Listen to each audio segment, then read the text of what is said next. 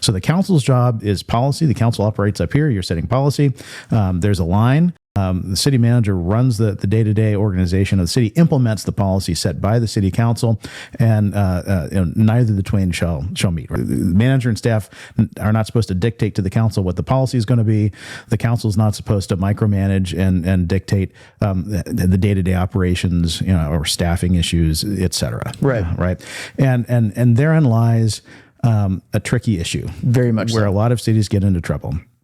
I have seen many, many cities, particularly cities where you have members on the city council who have been there a long time, where there's a lot of blurring of that line, right? Where members of the city council want to have a say on who's in certain staff positions. There are cities, here in the Empire that I've witnessed where you have one or two council members who are in City Hall every day and have a lot of input on just the day-to-day goings on of the operations of the organization, right? That is such a key component of what I believe a responsibility is as a council member. And sometimes it's difficult, right? Because you start to build relationships with staff. And it's difficult for some council members not to realize they don't work for you. They still work directly for the city manager, and not to get in the middle of that. And I even learned this from you, Chris. You might have your staff working on something that I know nothing about, that is going to take 15, 20 hours, that has to get done because we have a grant application due,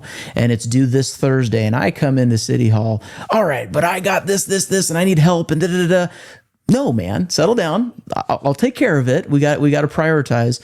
So it's really important as the elected to make sure that you look at that model, right? As you look at that org chart, if you must, and you see, where responsibility is given and allocated. But more importantly, our job is of two, and that is, we have two people that work for the council, and that's it: the city manager and the city attorney. That's it.